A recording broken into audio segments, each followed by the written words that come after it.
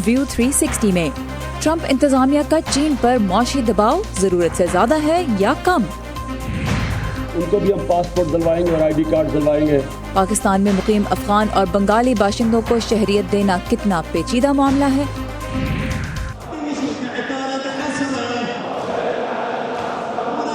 और दुनिया के मुख्तलिफ मुल्कों में यौम आशूर की रिवायात। सीपेक में सऊदी अरब को शामिल करने पर वाशिंगटन को क्या तहफ़्फ़ुज़ात हो सकते हैं, इसका भी जायज़ा लेंगे हम आज के शो में। ये है वॉइस ऑफ अमेरिका की पेशकश व्यू 360। मैं हूँ आपकी मेज़बान सारा जमान। ट्रंप इंतज़ामिया ने रूस से फाइटर जेट्स और मिसाइल निज़ाम ख़रीदने के नतीजे में चीनी फ़ौज पर माली पाबंदियाँ आयद कर दी हैं। इनका इतलाक़ फ़ौज के हथियार और साजो सामान के शोबे और उसके डायरेक्टर पर होगा। चीन ने अमेरिका से पाबंदियाँ वापस लेने का मुतालबा किया है।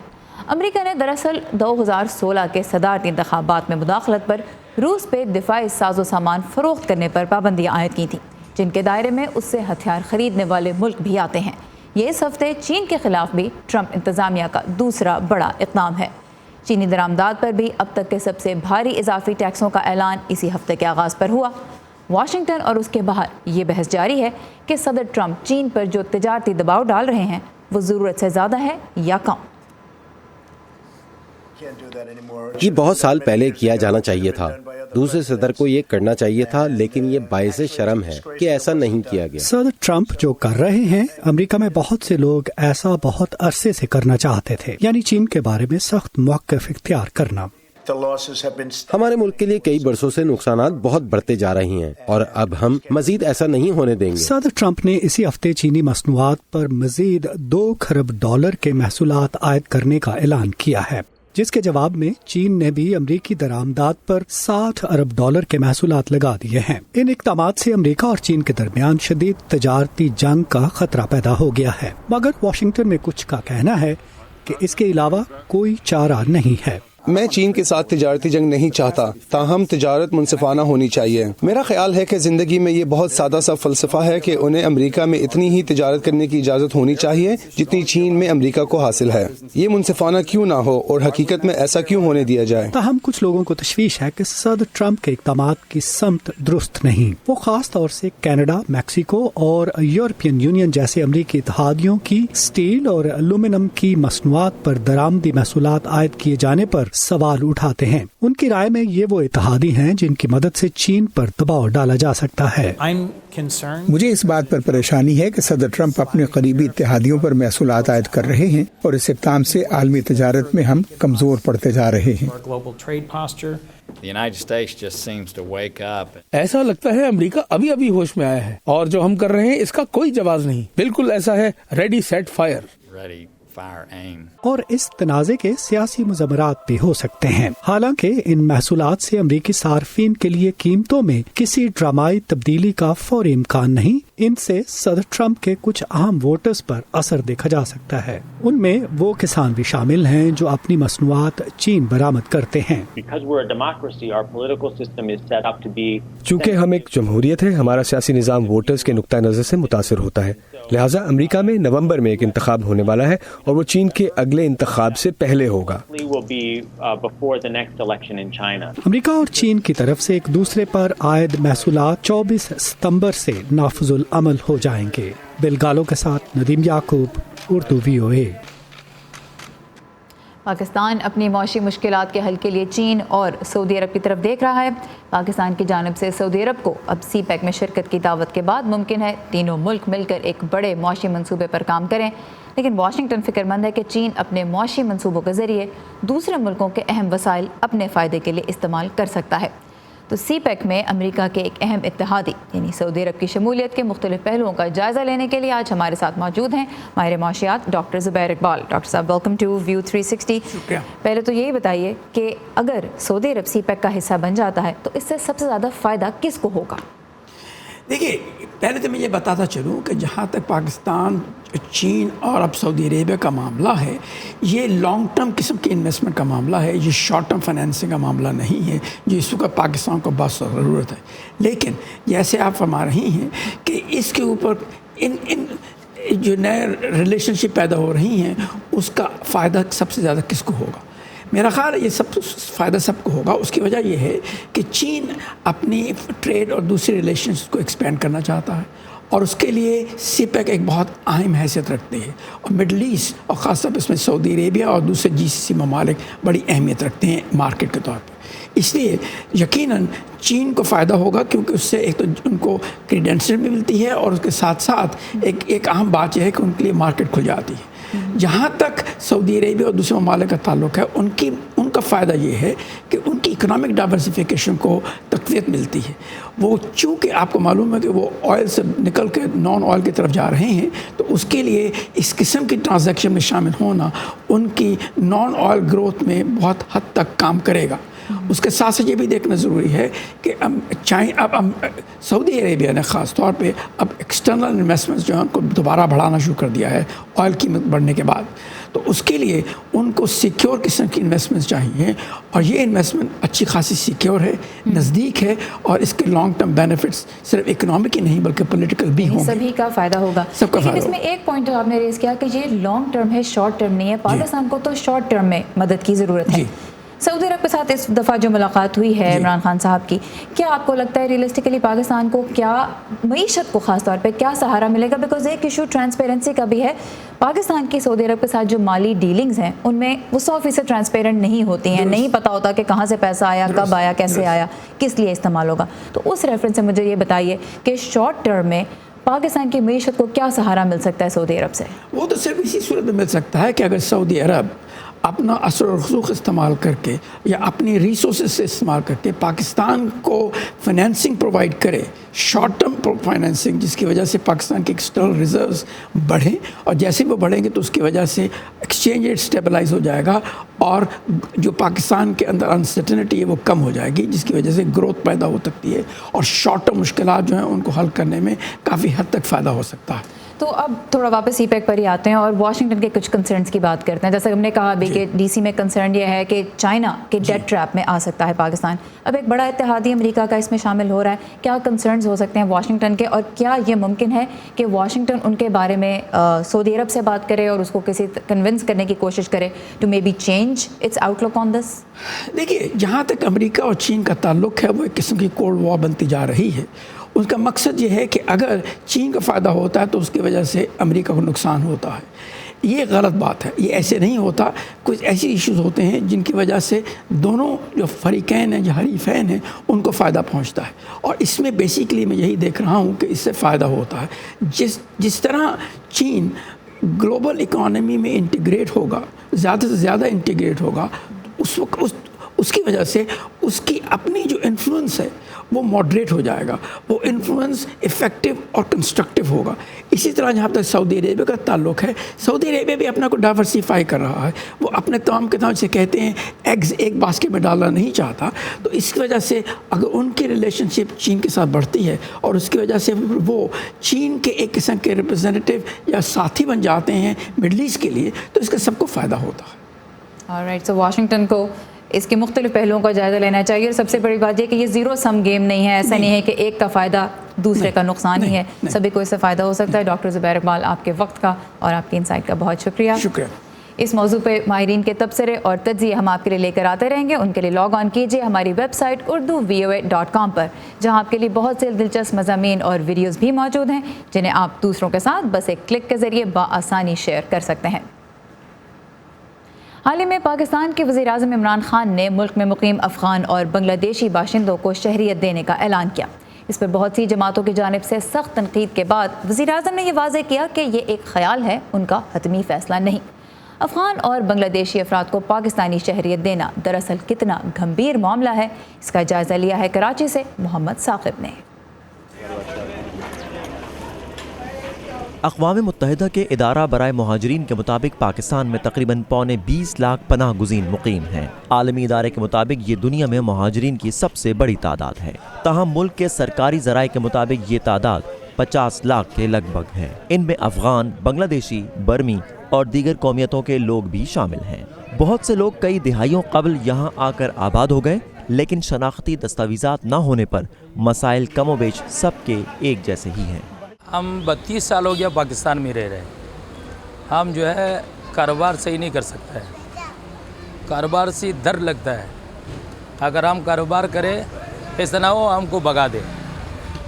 हम लोग जहाँ भी जाते हैं NIC कार्ड मांग रहा है और NIC कार्ड के बगैर हम लोगों को सफ़र करने नहीं देते। हॉस्पिटल में जाओ तो पहले यही मसला आ जाता है, भाई आप यहाँ पर डिलीवरी के लिए आए तो आपकी शौहर का NRC जमा कराए। अब शौहर का NRC नहीं है तो कहाँ से डिलीवरी हो, तो उनको जो है ना रिजेक्ट किया जाता है। बड़ा परेशानी उठाना पड़ता है, पैसे देके डबल ट्रिपल पैसे देके तब जाके डिलीवरी करना पड़ता है। उनको भी हम पासपोर्ट दिलवाएंगे और ID कार्ड दिलवाएंगे। हाल ही में पाकिस्तान के वज़ीर आज़म की जानिब से अफगान और बांग्लादेशी मुहाजिरीन को शहरियत देने के ऐलान और इस पर सख्त रद्द-ए-अमल के बारे में सियासी तजियाकार मजहर अब्बास कहते हैं कि माजी में किए गए ऐसे दावों पर आज तक अमल न हो सका। माजी में पाकिस्तान ने एक मरतबा कोशिश की थी कि बंगालियों को, और ख़ुद बंगालियों ने बहुत सी कोशिश की कि वो वापस बांग्लादेश चले जाएं, तो बांग्लादेश की हुकूमत ने ये कहकर इनकार कर दिया कि ये हमारे शहरी नहीं हैं। जो बच्चा आज से 30 साल पहले पैदा हुआ होगा वो उसने अफ़गानिस्तान तो नहीं देखा, उसने पाकिस्तान देखा है, लेकिन उसके जो पेरेंट्स यहाँ रहते हैं वो अब भी अफ़गान शहरी हैं। तो उसमें इस चीज़ को एक इंसानी हमदर्दी के तौर पे तो ज़रूर देखा जाएगा और देखना चाहिए, लेकिन इसका हल निकालना चाहिए और इसके हल के लिए मुल्क में इत्तेफाक राय बहुत ज़रूरी है। हल तो यकीनन ज़रूरी है, लेकिन मौजूदा हुकूमत की जानिब से पेश किए गए एक हल को कौम परस्त जमातों समेत मुख्तलिफ हलकों की जानिब से मिलने वाली पजीराई भी चैलेंजेस की अच्छी अक्कास है। मुल्क में सिटीजनशिप एक्ट मौजूद है, उसके मुताबिक जो है उस पर हम यकीन रखते हैं। बहुत सिंपल बात है। मतलब आप एक गैर कानूनी आदमी को कैसे कहेंगे कि मैंने देनी है? ह्यूमैनिटेरियन ग्राउंड्स पे जो आप बात करते हैं तो ये तो फिर आप फ्लड गेट्स खोल देंगे लोगों के लिए। दूसरी जानिब कानूनी माहिरीन शहरियत देने के ऐलान के फैसले में तब्दीली को इतना आसान करार नहीं देते। सिर्फ एक सर्टिफिकेट का ये नाम नहीं है, जब भी किसी को सिटीजनशिप दी जाएगी तो जाहिर है उसका CNIC भी बनेगा, उसका पासपोर्ट भी बनेगा, वो दुनिया भर में ट्रैवल कर पाएगा। अगर ये प्लान कर लिया गया है कि उन सबको पाकिस्तान की शहरियत दे दी जाएगी, जब वो पाकिस्तान से बाहर भी ट्रैवल करेंगे पाकिस्तानी पासपोर्ट के ऊपर, गवर्नमेंट को सोचना चाहिए, तरमीम करनी चाहिए और तरमीम के बाद उनको इस मुल्क की शहरियत देनी चाहिए। माहिरीन का कहना है कि सियासी मुखालिफत और कानूनी पेचीदगियों का शिकार ये मसला इतना आसान नहीं कि दिहाइयों से शनाख्त से महरूम इन पनाह गुज़ीन मुहाजिरीन के मसाइल फौरी हल और इनके बच्चों का मुस्तकबिल महफूज हो सके। मोहम्मद साकिब, उर्दू VOA, कराची। कहते हैं कि खबरें तो भाई लोकल होती हैं, लेकिन जब हमारे और दुनिया भर के मसाइल एक से लगने लगे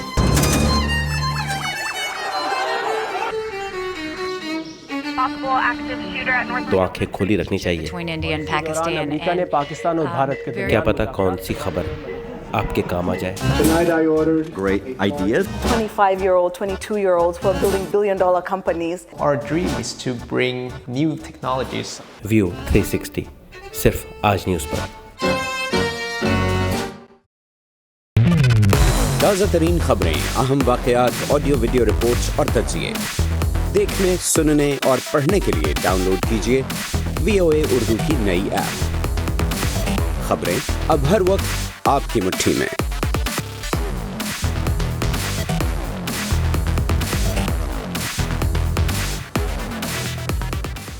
तुर्की पिछले कुछ अरसे से मुआशी मुश्किलात का सामना कर रहा है। तुर्क करेंसी लीरा की कदर में इस साल नुमाया कमी आई है।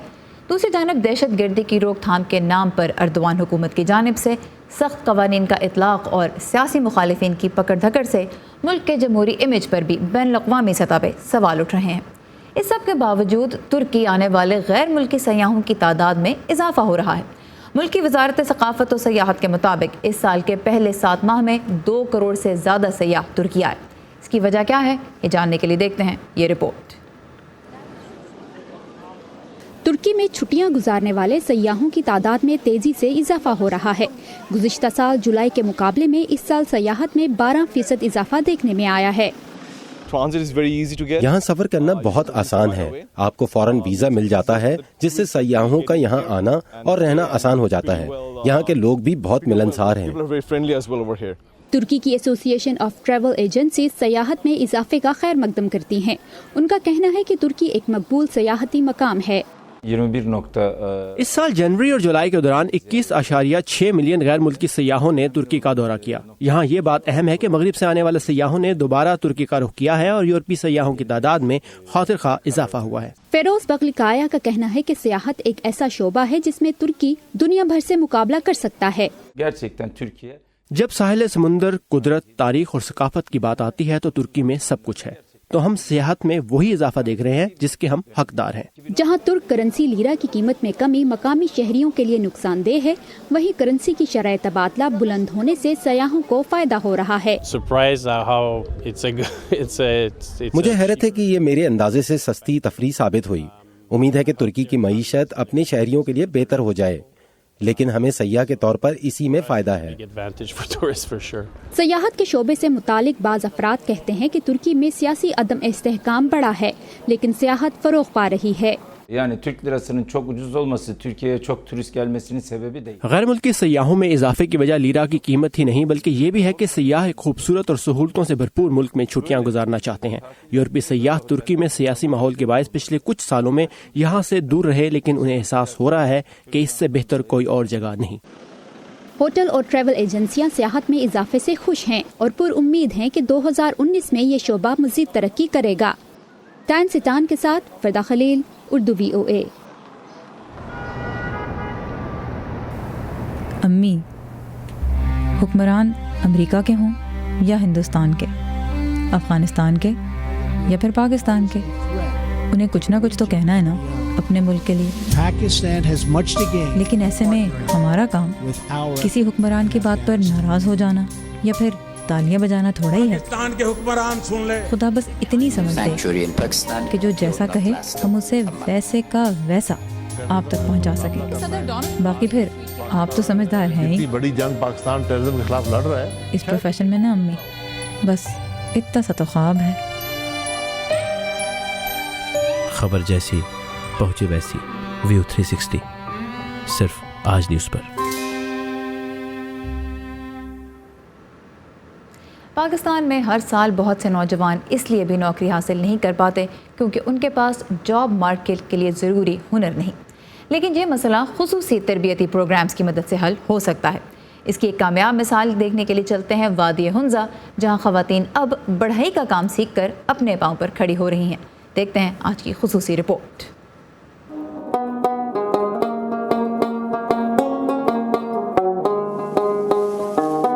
पाकिस्तान के शुमाल में वाक़े वादी हुंजा अपनी खूबसूरती और मुनफरिद सकाफती रवायात की वजह से जानी जाती है, लेकिन इस इलाके की ख़वातीन भी किसी से पीछे नहीं।